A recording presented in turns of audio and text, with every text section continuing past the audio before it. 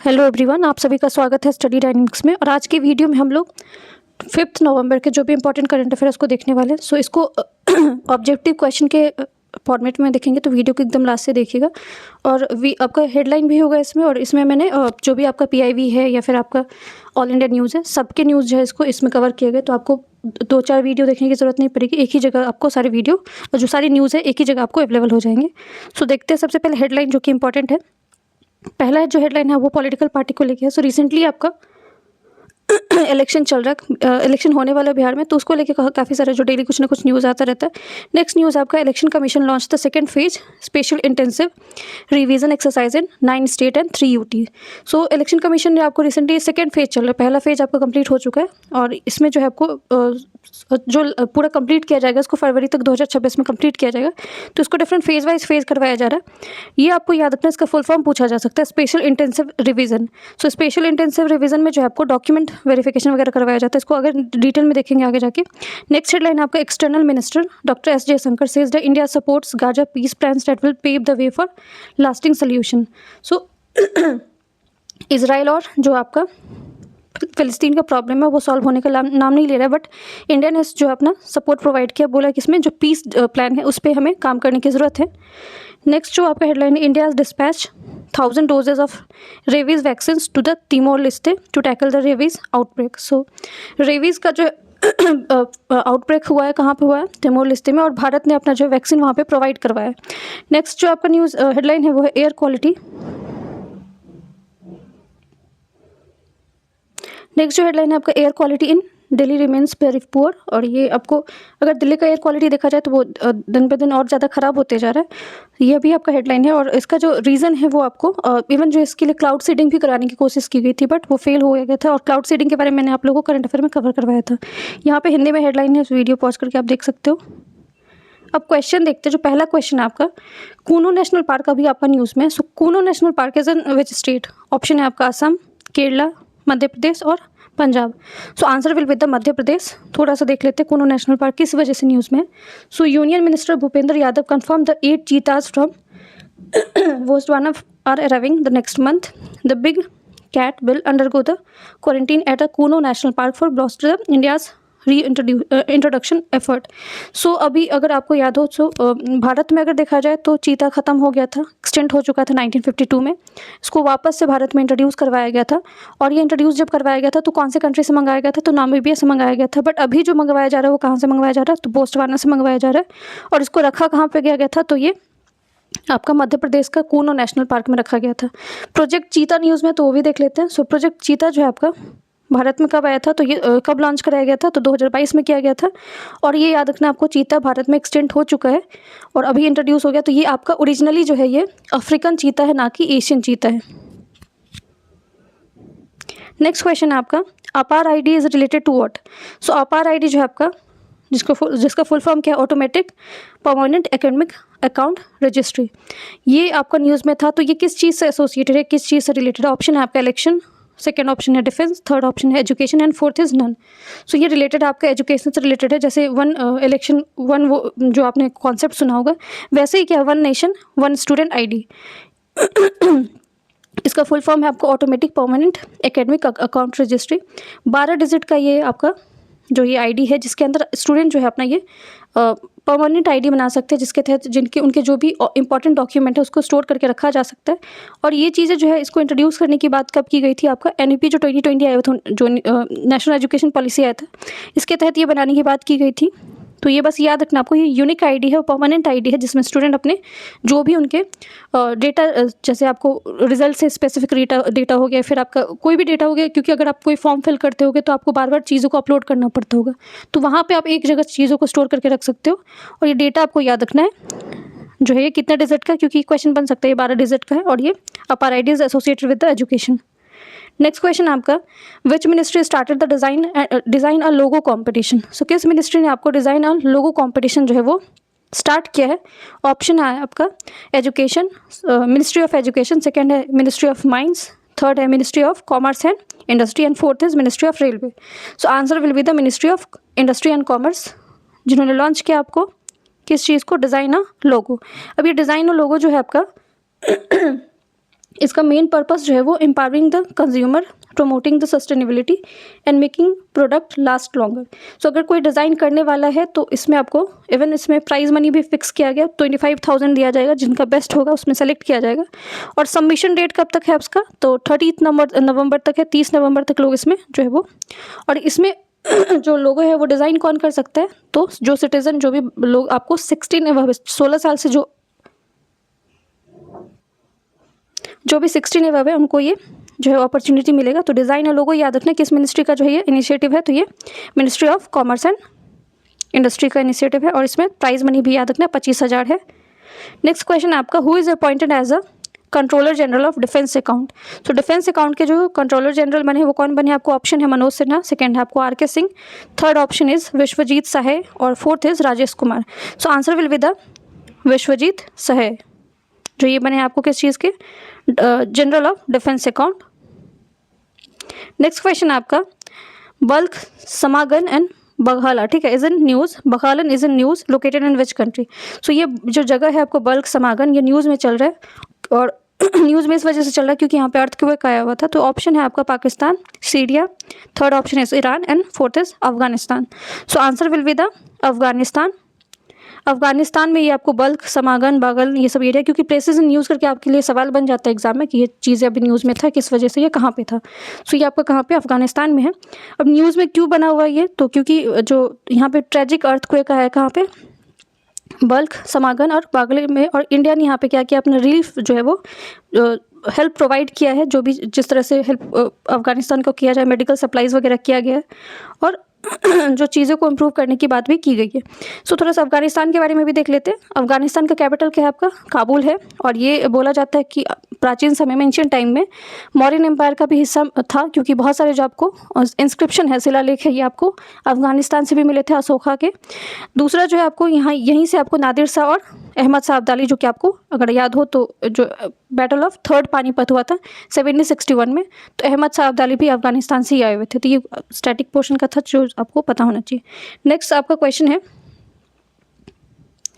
India has send 1000 doses of rabies vaccine to which country. ये मैंने headline में आपको बताया था।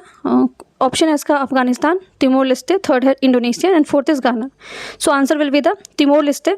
सो तिमोर लेस्टे को भारत ने क्या किया, आपको, ये आइलैंड नेशन है, और यहाँ पे आपको जो है बहुत बड़ी आपदा आई हुई थी, रेबीज फैला हुआ है, और काफ़ी सारे लोगों की मौत भी हुई है यहाँ पे। सो भारत ने यहाँ पे मेडिकल एड प्रोवाइड किया है, और रेबीज वैक्सीन जो है वो दिया गया है किसको, तिमोर लेस्टे को। आप लोगों के लिए क्वेश्चन है कि तिमोर लेस्टे का कैपिटल क्या है, ये कमेंट सेक्शन में आप लोग लिखना। नेक्स्ट क्वेश्चन आपको, Oana Silva Toiu is a news, belong from which country. So ये अभी आपको न्यूज़ में, और ये मिनिस्टर है आपको कहाँ की मिनिस्टर है, ऑप्शन है Bahrain, Sweden, Japan, and Romania. So Romania की मिनिस्टर है ओआना सिल्वा तुजू। अब ये न्यूज़ क्या है, minister of commerce and industry Jitin Prasad held a bilateral meeting with the Romanian president Oana and Toiu in Bucharest, ठीक है। ये हंगरी का कैपिटल है, जहाँ पे आपका मीटिंग चल रहा है किनके बीच में, जो minister of commerce and industry है जितिन प्रसाद, और जो आपकी रोमानिया के मिनिस्टर है।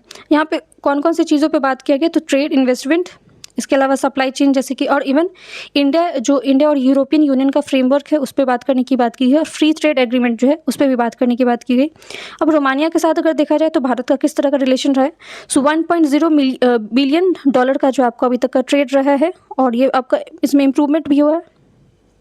और खासकर हम लोग जो है यहाँ पे कौन कौन सी चीज़ें हैं जिस पे हम लोग यहाँ पे सामान खरीदते बेचते हैं, पेट्रोलियम, इंजीनियरिंग और सिरेमिक्स, ठीक है। तो ये सब चीज़ें रोमानिया की ही मिनिस्टर है ओना सिल्वा तुजू। नेक्स्ट क्वेश्चन आपका, तूफान Kalmaegi hits the which country. So recently आपको बहुत सारे कुछ न कुछ आपको हरिकेन्स, इसके अलावा साइक्लोन न्यूज़ में रहता है, तो उससे भी सवाल बन जाते हैं आपको। सो कलमेगी जो है आपका न्यूज़ में चल रहा है, और ये तूफान कहाँ पे आया हुआ है, तो Philippines, China, Malaysia and Japan. Answer will be the Philippines में ये आपको तूफान आया हुआ है। अब यहाँ पे जो है आपको अराउंड 4 लोगों की जो है डेथ हुई है इस तूफान की वजह से, और नाम इसका क्या है, कलमेगी। इसको लोकली जो है तीनों भी जाना जाता है, तीनों भी बोला जाता है। तो तीनों पूछा जाए कि हरिकेन कहाँ पे आता है तभी वही आंसर होगा, और कलमेगी पूछा जाए तभी फिलीपींस में आया हुआ था, और इसका लैंडफॉल हो चुका है नेक्स्ट क्वेश्चन है आपका, international conference on green hydrogen will be held इन। तो ये बहुत बड़ा, क्योंकि इंटरनेशनल इवेंट होता है तो इससे आपका सवाल बनता ही बनता है। So international conference on green hydrogen will be held in, कौन से कंट्री में होने वाला? ऑप्शन है आपका France, Japan, India and USA. So answer will be the India. और भारत में आपको 11 से लेके 12 नवंबर के बीच में भारत मंडपम न्यू दिल्ली में है, यहाँ पे आपको ये इवेंट होने, कॉन्फ्रेंस होने वाला है ग्रीन हाइड्रोजन ICGH 2025, इसको शॉर्ट में बोला जाता है। India to lead the global dialogue on green hydrogen and stakeholder deliberate on pathways for scaling the production infrastructure demand for the national green hydrogen mission। सो भारत का जो है आपको इसमें इस चीज़ को भी प्रमोशन मिलेगा। National green hydrogen mission Bharat ने चला रखा है और इसमें जो है आपको खासकर पार्टिसिपेशन किसका किसका होने वाला है? तो मिनिस्ट्री ऑफ रिन्यूएबल एनर्जी का, power ports and steel, fertiliser, science and technology, और इंटरनेशनल डेलीगेशन भी आने वाले हैं इसमें, खासकर जो इंटरनेशनल रिन्यूएबल एनर्जी एजेंसी है, हाइड्रोजन यूरोप और H2 ग्लोबल फाउंडेशन और कोरिया हाइड्रोजन अलायंस एंड बहुत सारी इसमें आपको रोटरम अथॉरिटी, ये सब सारी चीज़ें पार्टिसिपेट करने वाली है।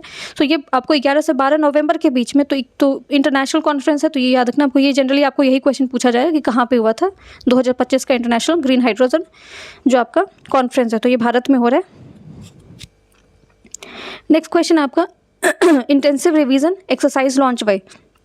तो इंटेंसिव रिवीजन एक्सरसाइज जो वो कौन सी आपको ऑर्गेनाइजेशन ने लॉन्च किया? ऑप्शन है आपका नीति आयोग, सेकंड है आपको ECI election commission of India, third option is CBI, fourth option is RBI। So answer will be the election commission of India. ये आपको 9 स्टेट और 3 UT में, तो इसके डिफरेंट फेजेस में जो है इसको इंट्रोड्यूस कराया गया। पहला फेज़ कंप्लीट हो चुका है, दूसरा फेज जो है आपका वो 9 स्टेट और 3 UTs में करवाया जाएगा। और ECI के बारे में देखा जाए, इलेक्शन कमीशन ऑफ इंडिया के बारे में देखा तो इसके चीफ इलेक्शन कमिश्नर कौन है? ज्ञानेश कुमार हैं। और इलेक्शन कमीशन के बारे में अगर इसमें आर्टिकल देखा जाए, अनुच्छेद देखा जाए कौन से में है, तो 324 में है। इसके अलावा और चीज़ें आपको याद रखना ये है कि जो इंटेंसिव रिविजन एक्सरसाइज है, जिसको IR जो है बोला जाता है, SIR भी बोला जाता है। सो SIR से एक और चीज़ याद रखना आप लोगों की, इसका कराने का जो है एजेंडा या ऑब्जेक्टिव यही है कि जो आपको फेक वोटिंग होता था, ठीक है, और जो मिसयूज़ किया जाता था वोटर ID का, क्योंकि इसमें आपको डॉक्यूमेंट वेरिफिकेशन होगा, और जो आपको, क्योंकि बहुत लंबे समय से, क्योंकि अब सर्वे भी नहीं हुआ है, तो उन सारी चीज़ों को वापस से जो है वो डेटा कलेक्शन होगा, और डेटा कलेक्शन के थ्रू जो है वो पता किया जाएगा कि कहाँ पे आपको एक्चुअल वोटर है या फिर कहाँ पे आपको जो है वो प्रॉब्लम्स हो रहे थे। तो ये 10 क्वेश्चन थे। इसके अलावा डिटेल कुछ न्यूज़ है जो कि एक्स्ट्रा न्यूज़ भी हमने लिया है, उसमें वो देख लेते हैं। सो RADM RS धलीवाल जो है इन्होंने जो है अज्यूम किया as a charge of admiral superintendent of the naval dockyard Visakhapatnam. So naval dockyard जो विशाखापट्टनम है, इसके आपके एडमिरल कौन बने हैं? RADM RS धलीवाल। और ये अज्यूम जो उन्होंने अपना जो वो शपथ ग्रहण कब कर लिया? 31 अक्टूबर 2025 से किया है। अब ये कमीशन जो है वो कब से आए हुए थे? तो इंडियन नेवी 1992। और इसके अलावा ये नेशनल डिफेंस एकेडमी से पढ़े हुए हैं। तो नाम याद रखना आपको कि विशाखापट्टनम डॉकयार्ड के जो अभी रिसेंटली आपको किन्होंने एडमिरल सुपरिटेंडेंट कौन बने हैं, तो ये आंसर हो जाएगा आपको RADM RS धलीवाल। विशाखापट्टनम कहाँ पे है? तो ये आंध्र प्रदेश में है। नेक्स्ट न्यूज़ है आपका, भारतीय स्वाधीनता आंदोलन के प्रारंभिक सशस्त्र क्रांतिकारी वासुदेव बलवंत फड़के। सो ये आपको न्यूज़ में थे क्योंकि इनका 4 नवंबर को जो है वो बर्थ एनिवर्सरी होता है। 1845 में इनका जन्म हुआ था, कहाँ पे? महाराष्ट्र में। और इनको फादर ऑफ इंडियन रिवॉल्यूशन भी, इंडियन आर्म्ड रिवॉल्यूशन भी बोला जाता है, क्योंकि जो आपको रामोसी आपको विद्रोह हुआ था, जिसको रामोसी रिवोल्ट बोला जाता है, जो कि महाराष्ट्र में हुआ था, इसको लीडरशिप इन्होंने प्रोवाइड किया हुआ था। और इसमें इनका बहुत बड़ा जो है योगदान रहा है। और जब हम लोग स्वराज की बात करते हैं तो जनरली हमें यही लगता है कि स्वराज जो है आपको जो है इसको बहुत बाद में इसके बारे में बात किया गया था, या तो बंगाल जो आपका विभाजन हुआ था उसके समय पर, या गांधी जी ने किया था। बट जब आप इसको रीजनल हिस्ट्री पढ़ोगे, इसमें आपको पता चलेगा कि जो स्वराज के बारे में अगर पहले बार कोई बात करता है तो वासुदेव जो बलवंत फड़के वो उन्होंने बात किया था। और इनसे काफ़ी सारे जो आपको रिवॉल्यूशनरी जो नेता थे इनसे, जैसे कि बाल गंगाधर तिलक, ये भी इनसे काफ़ी ज़्यादा इंस्पायर थे। नेक्स्ट न्यूज़ है आपका, India and US hold a 22nd military cooperation group meeting in हवाई।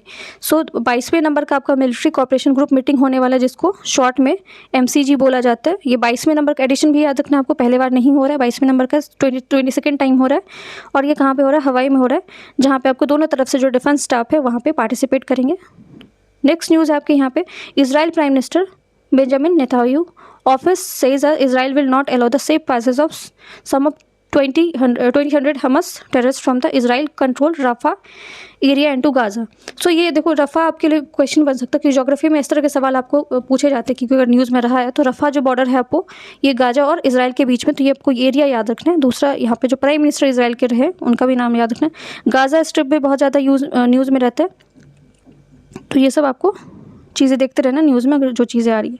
नेक्स्ट जो न्यूज़ है ये इंडिया के लिए काफ़ी जो है वो अच्छी बात है। रिसर्च एंड डेवलपमेंट में ग्रॉस एक्सपेंडिचर ऑन जो आपका रिसर्च एंड डेवलपमेंट है उसमें आपको काफ़ी ज़्यादा इंप्रूवमेंट हुआ है। अगर देखा जाए 2010 से 11 के बीच में तो आपको कितना था, और जो आपको अगर 2020 से 21 के बीच में देखा जाए तो ये ग्राफ बढ़ता हुआ आपको दिख रहा होगा। इसके अलावा अगर देखा जाए तो रिसर्च में जो आपका एक्सपेंडिचर है वो सबसे ज़्यादा कहाँ से मिल रहा है, प्राइवेट सेक्टर से मिल रहा है या गवर्नमेंट सेक्टर से मिल रहा है, या फिर आपको कहाँ पे मिल रहा है। तो यहाँ पे अगर आप देखोगे यहाँ पे फ्लो चार्ट जो बना हुआ है इसमें सेंट्रल गवर्नमेंट का 43% है, प्राइवेट सेक्टर इंडस्ट्री का 36 आपको दिख रहा होगा, स्टेट सेक्टर का 6 पॉइंट है, और पब्लिक सेक्टर का इंडस्ट्री का 4.4 है, हायर एजुकेशन सेक्टर का 8.8 है।